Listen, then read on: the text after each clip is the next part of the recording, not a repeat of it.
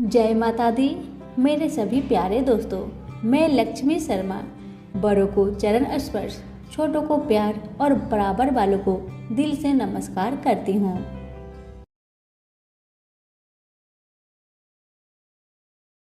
सुनिए सूर्य नारायण की व्रत कथा।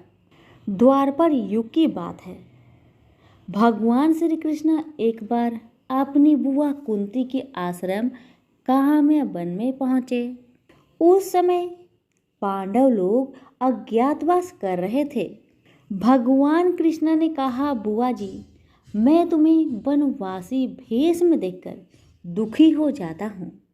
मुझे सदैव इस बात की चिंता लगी रहती है कि पता नहीं कब दुष्ट दुर्योधन का प्रहार तुम्हारे ऊपर हो जाए। अतएव इस विपत्ति से छुटकारा पाने के लिए तुम भगवान सूर्य नारायण की आराधना करो।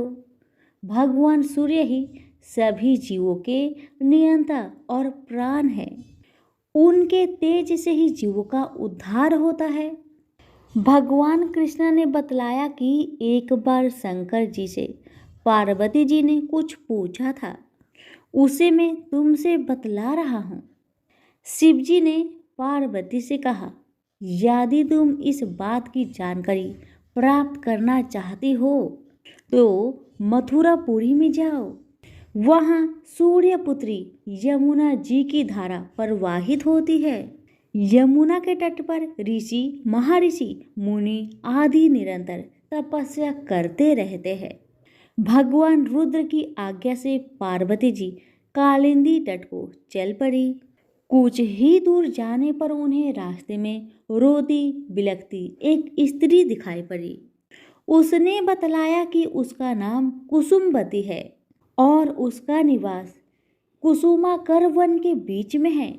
संतानहीनता होने के कारण उसके पति बसंत ने उसे त्याग दिया है और इस प्रकार का वह निरक्षिता हो गई है। पार्वती जी उस स्त्री को साथ ले आगे चली कि उन्हें रोती हुई एक दूसरी स्त्री मिली। उसने बतलाया कि मेरा नाम गंगा है। मेरे पति महाराज शांतनु ने पुत्रों के जीवित न रहने के कारण मुझे अपमानित किया, जिससे मैं दुखी होकर घर चली आई हूँ।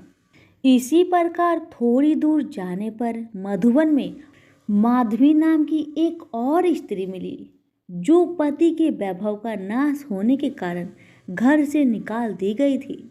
इसके अंतराल आगे जाने पर कुमुद वन में कुमुदा नाम की स्त्री से भेंट हुई, जिसके पति को राजा ने बंदी बना लिया था। वह व्याकुल होकर विलाप कर रही थी।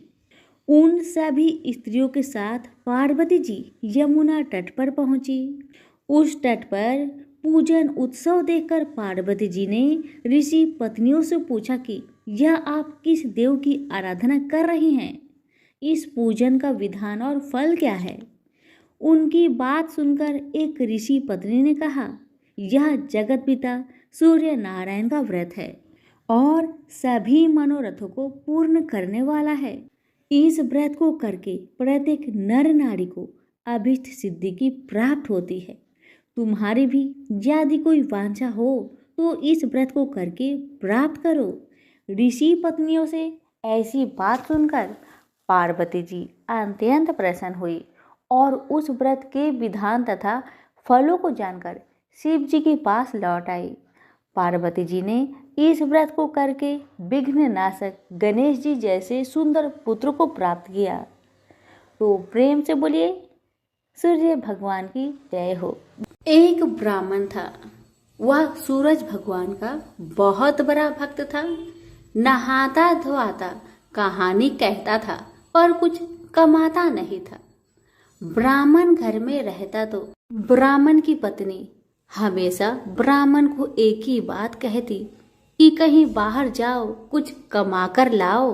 ब्राह्मण की बातें सुन ब्राह्मण बहुत परेशान हो जाता था और घर से बाहर कहीं ब्राह्मण जाता तो आस पड़ोस के लोग उसे निकम्मा कहकर अपमानित किया करते थे। सभी लोगों से परेशान होकर ब्राह्मण सूर्य भगवान का पूजन सामग्री लेकर जंगल में चला गया और वह जंगल में एक बहुत बड़ा सूखा पीपल का पेड़ था। उसी पेड़ के नीचे बैठकर सूरज भगवान का पूजन किया करता था और कथा कहता था। उसी पीपल के पेड़ के आसपास एक सूखा सा तालाब था। उसमें थोड़ा सा ही पानी था। उसी पानी से लोटा भरकर वह ब्राह्मण सूर्य नारायण को जल चढ़ाया करता था। पूजा का जल बहकर सूखे पीपल के वृक्ष से होकर सूखे तालाब में जाया करता था। जल के जाते ही सूखे पीपल हरा भरा हो गया और सूखी तालाब साफ पानी से भर गया। तालाब का पानी इतना साफ हो गया कि उसी जल में सूर्य नारायण दिखाई देने लगे और कहने लगे, ब्राह्मण वर मांग, तू क्या मांगना चाहता है? ब्राह्मण ने सुना तो घबरा गया। सोचने लगा कि पीपल में कोई भूत प्रेत तो नहीं रहता। जब भी ब्राह्मण सुबह सूर्य नारायण का पूजा करता तभी आवाज आता।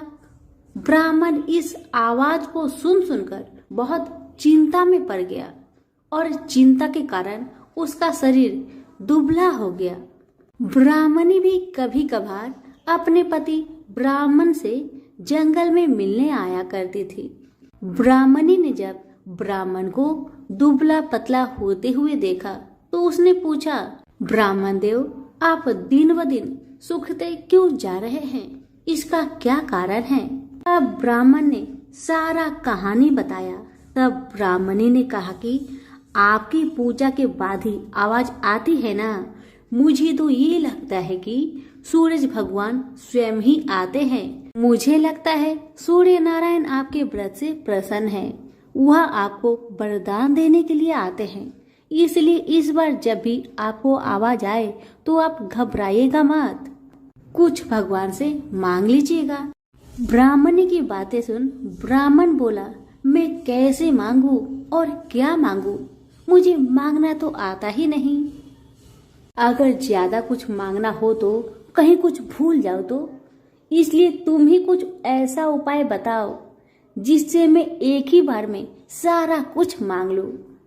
ब्राह्मण की बातें सुन ब्राह्मणी ने उत्तर दिया, ब्राह्मण देव, जब भी सूर्य भगवान आपसे वरदान मांगने को कहे तब आप इस प्रकार से कहना, 9 खांडे महल के अंदर सोने के पालने में पर पोते को दास दासियों द्वारा खिलाते अपने आंखों से देखूं। इस प्रकार लंबी उम्र, महल, बेटे पोते, पर पोते और धन सब मिल जाएगा। क्योंकि जब धन होगा तभी तो सोने का पालना दास दासियां होंगे और आंखें घुटने ठीक होंगे, और तभी तो पर पोते को सोने के पालने में झूला झूला सकेंगे और देख सकेंगे। दूसरे दिन पूजा के बाद जैसे ही आवाज आया तो ब्राह्मण ने वैसा ही किया जैसे ब्राह्मणी ने समझाया था।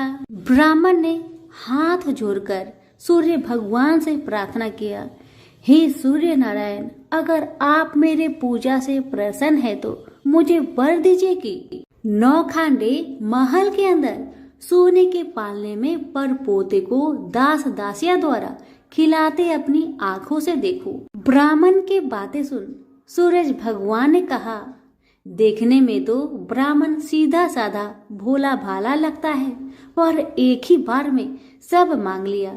सूरज भगवान ने कहा, जा तेरी इच्छा पूरी हो, जो तुमने मांगा तुम्हें अवश्य मिलेगी। ब्राह्मण जंगल से घर आया तो देखा कि उसकी टूटी हुई झोपड़ी की जगह एक 9 खांडा महल खड़ा है। दास दासी आ और जा रहे थे। ब्राह्मण ने उनसे कहा, यहाँ मेरी झोपड़ी और बूढ़ी ब्राह्मणी रहती थी, वो कहाँ गई, क्या तुम्हें पता है?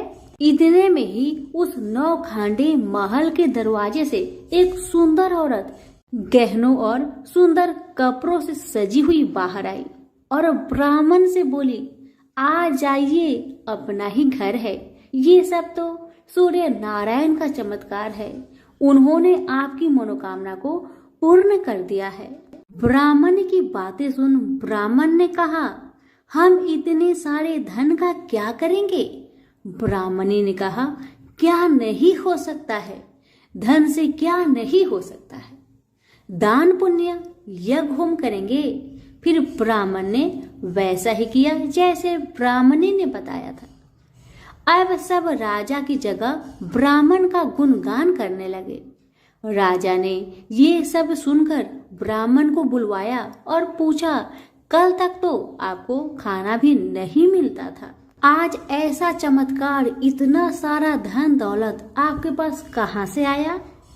कहीं चोरी करी है या फिर डाका डाला है? ब्राह्मण ने कहा, ये सब तो सूर्य नारायण की कृपा है, और अपनी सारी कहानी राजा को बता दिया कि जंगल में ब्राह्मण के साथ क्या क्या हुआ और कैसे उसने सूर्य नारायण से वरदान मांगा। ब्राह्मण की बातें सुन राजा ने कहा, मेरे पुत्र नहीं है तो मुझे क्या करना चाहिए? ब्राह्मण ने राजा को सूर्य भगवान की पूजा विधि बताई और कहा, महाराज आप भी सूर्य नारायण का व्रत करें, आपकी सारी मनोकामना सूर्य नारायण जरूर पूरी करेंगे। ब्राह्मण के बताए हुए नियम से राजा ने भी सूर्य नारायण का व्रत किया और सूर्य नारायण के व्रत के प्रभाव से राजा को भी पुत्र का प्राप्ति हुआ। सभी सूर्य नारायण की जय जयकार करने लगे। हे सूर्य भगवान, जैसे ब्राह्मण और राजा की मनोकामना को पूर्ण किया वैसे ही सबकी करना। कहानी कहने वाले की, कहानी सुनने वालों की, हुक्कारे भरने वालों की, सबकी मनोकामना को आप पूर्ण करना। प्रेम से बोलिए सूरज भगवान की जय हो। सूरज भगवान रोज उठते और जग में प्रकाश देने चले जाते। एक दिन भगवान को लगा कि राणा दे सुखती चली जा रही है, तो राणा दे से पूछा कि तुम्हारे मन में क्या है? राणा दे बोली, मेरे मन में खीर खांड के भोजन की इच्छा है। भगवान बोले, मांगा भी तो क्या मांगा, ये तो हम रोज ही खाते हैं। राणा दे बोली, भगवान आप खीर खांड के भोजन जिमते हो, मैं तो खट्टी रब जिमती हूँ। भगवान बोले, राणा दे तुम झूठ बोलती हो, एक जैसा भोजन मेरी माँ हमको देती है। राणा दे बोली, सुबह आप मेरी थाली ले लेना, मुझे अपनी थाली दे देना, फिर आपको सब पता लग जाएगा। दूसरे दिन जिमते समय भगवान ने पानी के गिलास को टक्कर देकर गिरा दिया। माताजी बोली, तुम मत उठो, मैं दूसरा गिलास भर देती हूँ। माताजी गई, इतने में भगवान ने थालियां बदल दी।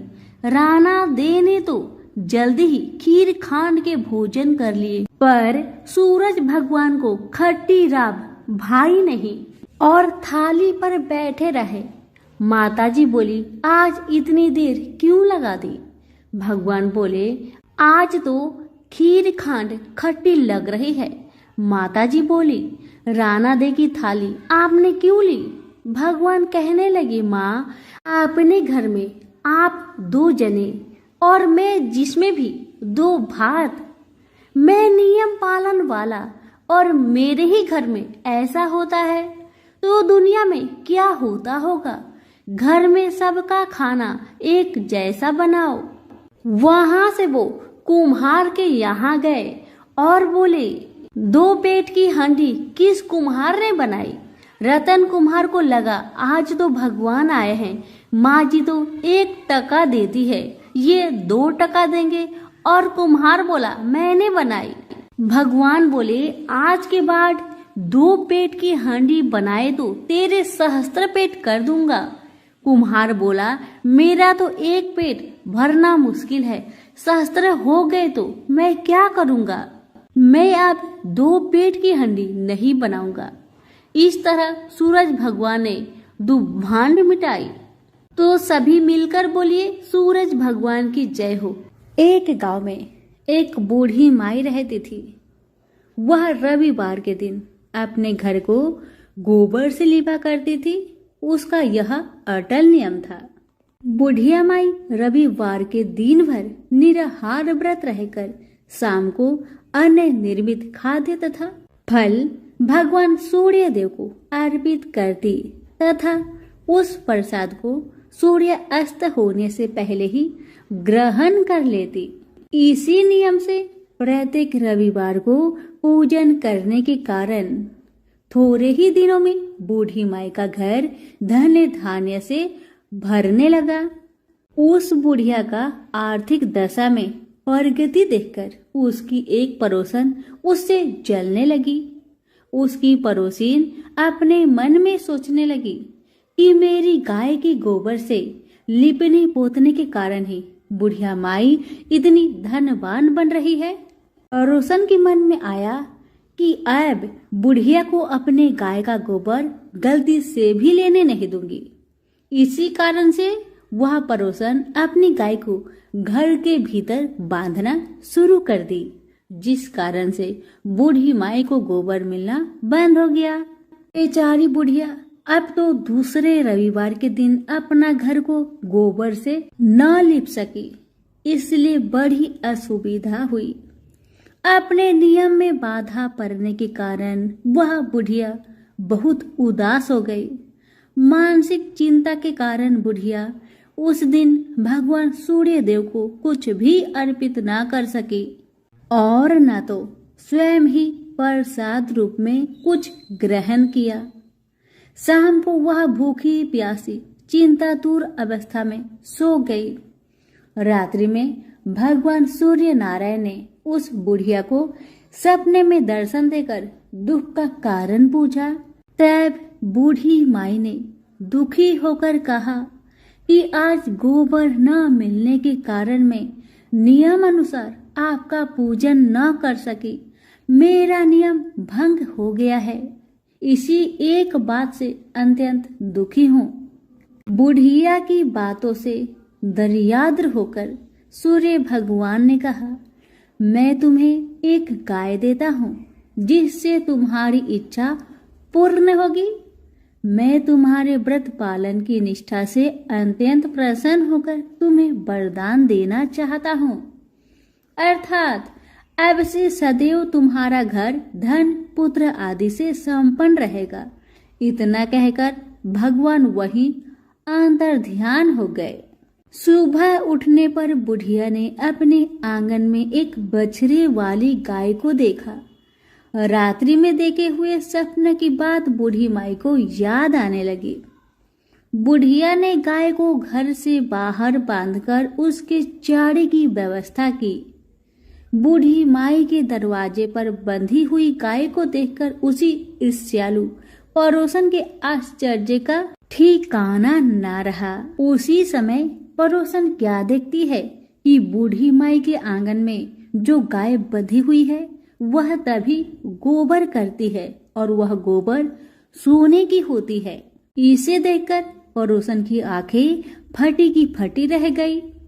अब तो बूढ़ी माई के पड़ोसन ने उस सोने की गोबर के स्थान पर अपनी गाय का स्वाभाविक गोबर रखकर उसे उठा लिया, परंतु बूढ़ी माई को पड़ोसन की इस कपट चरण का भेद न जान सकी। बूढ़ी माई के इस अज्ञानता पर भगवान सूर्य देव ने विचार किया, मेरी गाय से इस बुढ़िया का उपकार नहीं हो रहा है।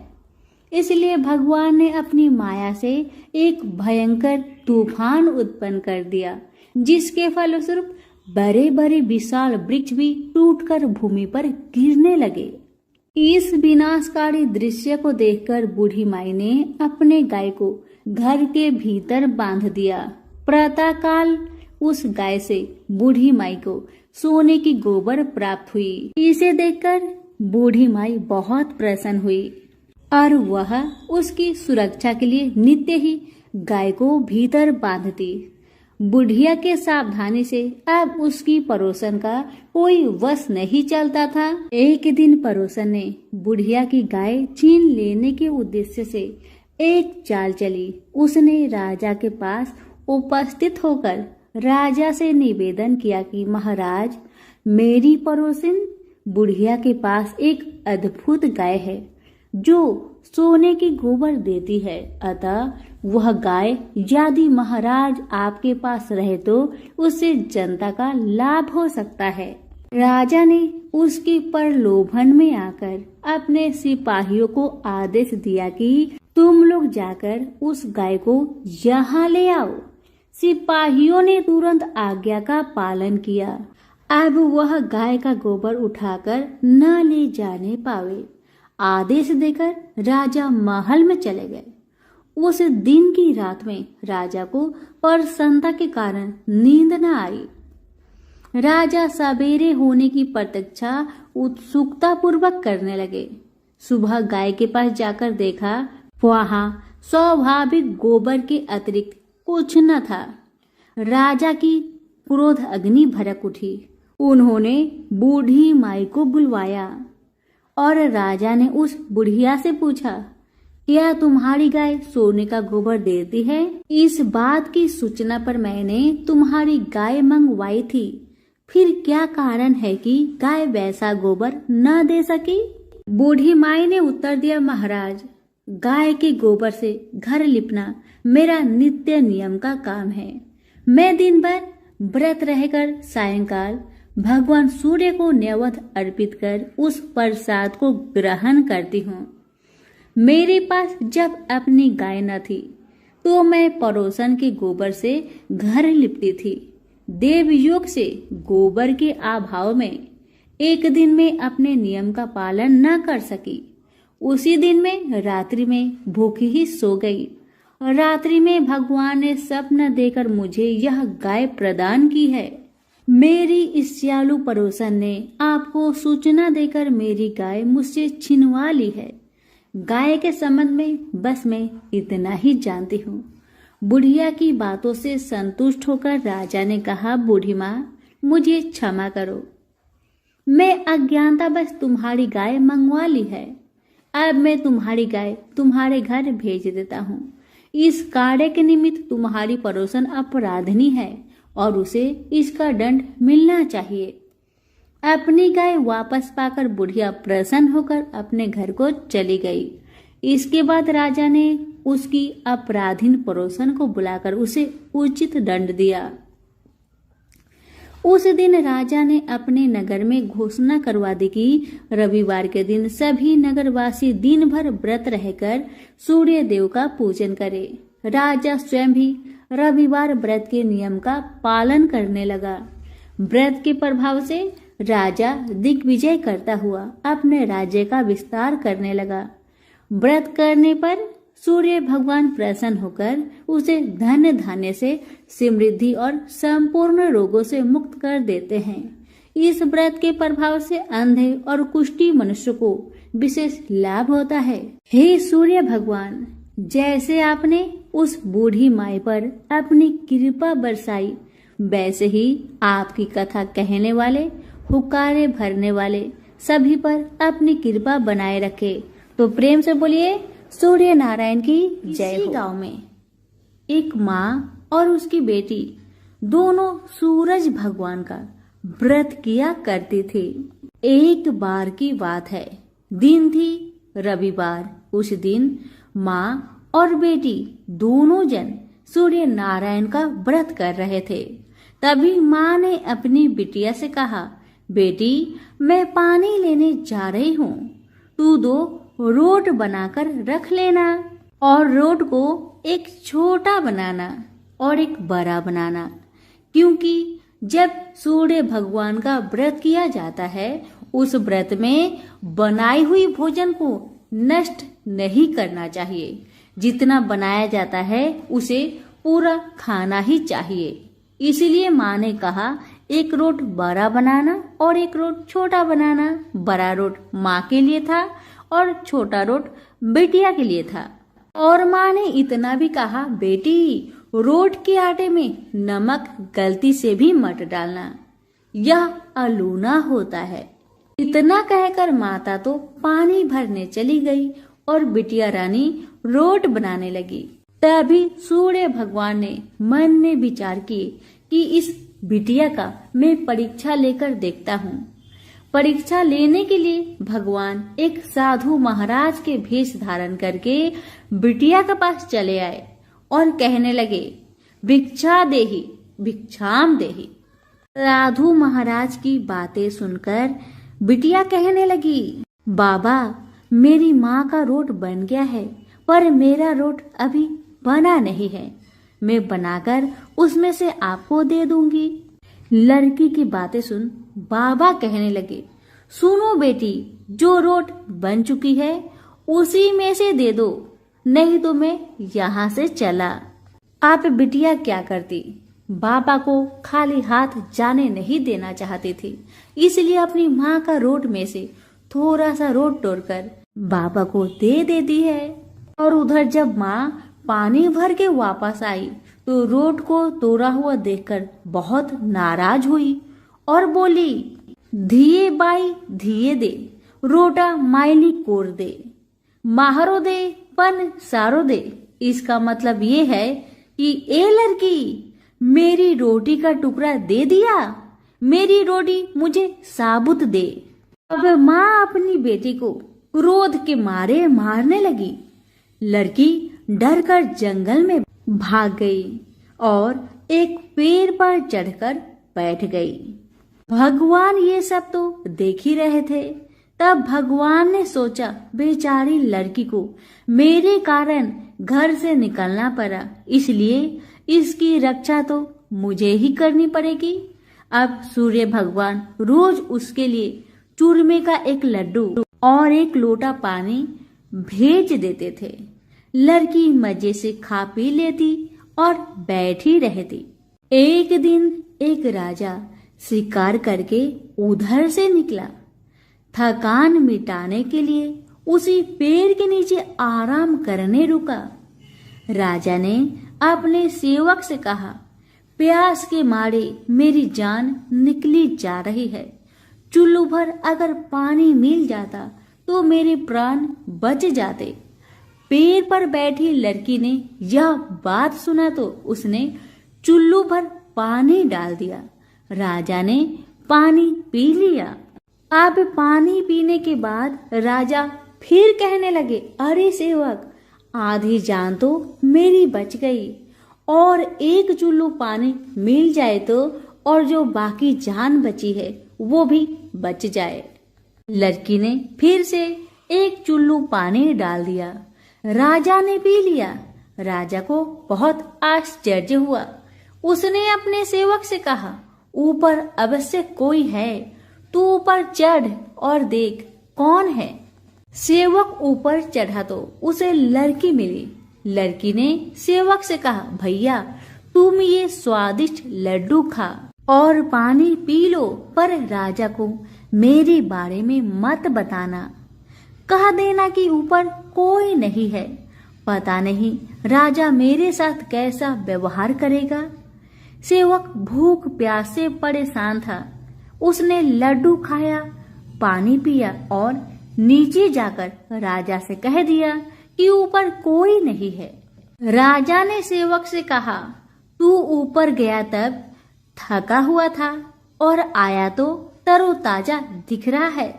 नहाया और खाया हुआ मनुष्य छिपता नहीं है। मुझे संशय हो रहा है। मैं खुद ऊपर जाकर देखता हूँ कि ऊपर है कौन।